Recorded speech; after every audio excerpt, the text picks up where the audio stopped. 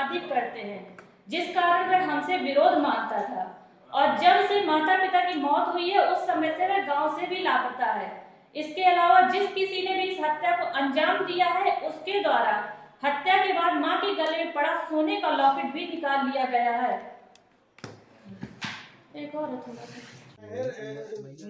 ये आज कोतवाली देहात थाना क्षेत्र में एक गांव में जो है एक भैया दीन करके है, मैया दीन, उनका लगभग उम्र 75 साल होंगे और उनका वाइफ का दोनों का जो है वो हत्या करने की सूचना थाना कोतवाली देहात पर दी गई है। सूचना पर इंस्पेक्टर कोतवाली तत्काल मौके पर आए थे और इसके बाद इंस्पेक्टर के द्वारा सूचना मिलने पर एसपी, एडिशनल एसपी, सीओ सब लोग हम लोग मौके पर आए हैं। तो जो सूचना का जो लोगों से पूछताछ करने पर प्रथम दृष्टया ये जानकारी प्राप्त हो रहा है। तो उसमें जो मृतक जो है ये एक बाल पोषक विभाग में नौकरी करता था पहले, तो रिटायरमेंट होने के बाद इनका पैरालिसिस स्ट्रोक हुआ, उसमें पैरालाइज होकर फिर बेड रिडन हो गया था। इसका 5 बच्चे हैं, 5 बेटे और 2 बेटियां। तो 5 बेटों में सबसे छोटे वाला जो बेटे हैं वो यहीं इसी घर में रहता था। तो अब जो जानकारी जो गांव वालों से जो जानकारी प्राप्त हो रहा है, तो कहीं ना कहीं जो है इसका पैसा को लेके एक इनके मन में क्लेश था और कल भी ये जितेंद्र के द्वारा शराब पीने वाला बात भी ये जानकारी मिल रहा है। तो ये भागा हुआ है, इस समय जो है वो नहीं सर, है। हत्या की मुख्य दृष्टि क्या सामने आ रही है? अभी पैसा का ही बात आ रहा है क्योंकि जो रिटायरमेंट का पैसा भी है इनके पास और साथ में जो है ये इनका एक ट्रैक्टर भी और एक ट्यूबवेल भी है। तो बाकी भाइयों के कंपैरिजन में घर में जो रह रहा है इनके दिमाग में कहीं ये बात होगा, तो अभी उनसे पूछताछ करने पर और बातें स्पष्ट होगी। क्या अभी गिरफ्तारी हो गई है? नहीं, अभी तक गिरफ्तारी नहीं हुआ क्योंकि वो फरार है। बाकी 4 भाई तो पोस्टमार्टम हाउस पर गए हैं। सबसे छोटे वाला ये भाई जो है अभी फरार चल रहा है। सर, जनपद में जैसे हत्याओं का सिलसिला जारी है और पुलिस इसका खुलासा नहीं कर पा रही है, क्या ये सिलसिला अब लगातार जारी रहेगा या इस पे कुछ कहेंगे आप? क्या नाम भैया आपका? सुशील कुमार। कौन सा गांव है ये? करहिया गाँव। मामला क्या है? मामला अब हम इसमें क्या बता सकते हैं इसमें। कुछ जो आपके मम्मी पापा के साथ क्या हुआ है इस समय तो मैं क्या कहूँ कि क्या हुआ है क्या नहीं हुआ। जब सुबह आकर के देख रहे हैं तो उस समय उनकी मुंह से खून दोनों के।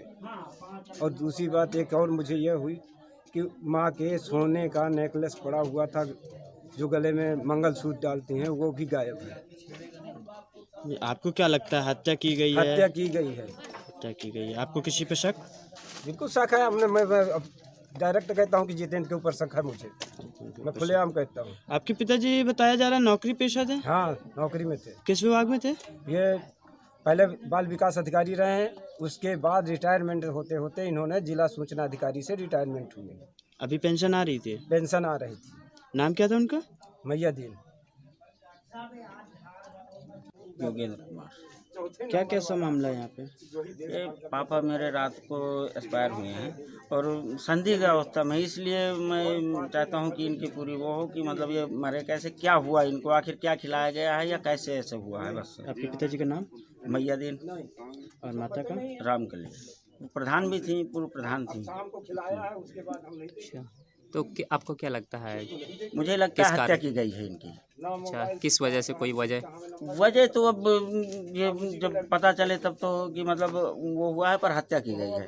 क्योंकि जब मैं कल गया था तब ये स्वस्थ थे, अच्छी तरह थे और कोई दिक्कत नहीं थी। क्या कोई वाद विवाद पहले? वाद विवाद कुछ नहीं था पहले, बस पारिवारिक मामला हो सकता है या कोई मतलब अब ये तो ये जाने क्या है क्या नहीं है अपना आपस में।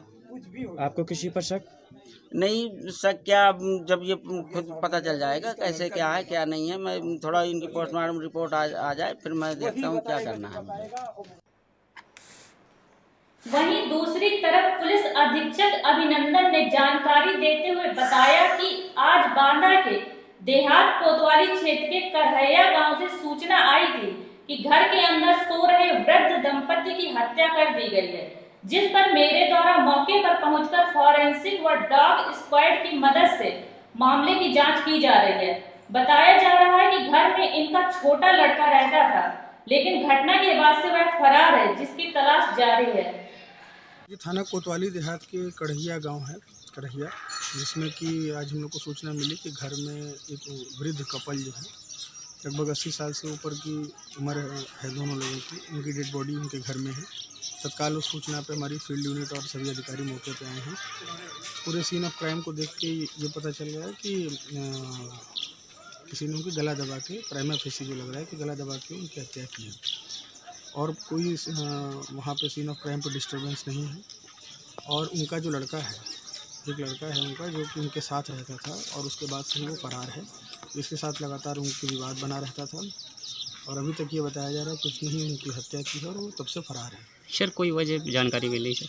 लगातार वो इस बात को लेकर नाराज़ रहता था कि वो दूसरे बच्चों को ज़्यादा देते हैं प्रॉपर्टी में हिस्सा और उसको कम देते हैं। इस चीज़ को लेकर पहले भी विवाद था और संभावना यही है कि इसी विवाद के चलते कल रात में झगड़ा हुआ और उसके बाद सोने की ही दशा में उनका गला दबाया गया है। बाकी आगे पोस्टमार्टम की रिपोर्ट के आधार पर चीज़ें क्लियर होंगी।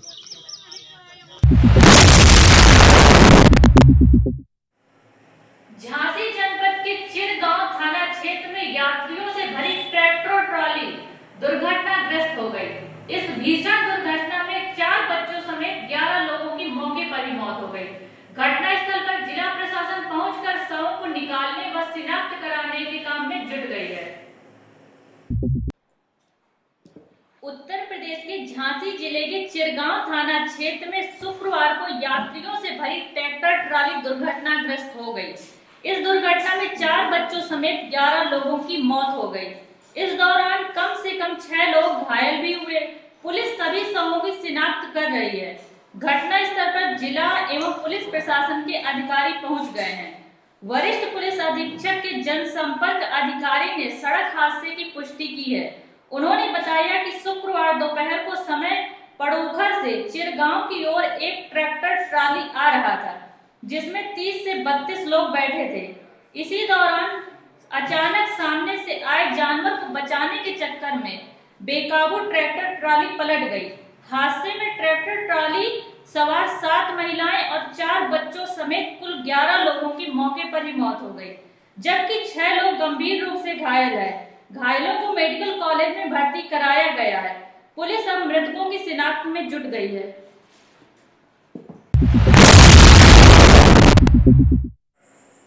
खबरों का सिलसिला यहीं समाप्त होता है। एक बार पुनः आप सभी दर्शकों को बुंदेलखंड 24/7 न्यूज की तरफ से विजयादशमी की हार्दिक शुभकामनाएं। आप सभी स्वस्थ रहिए और सुरक्षित रहिए। मुझे दीजिए इजाजत। नमस्कार।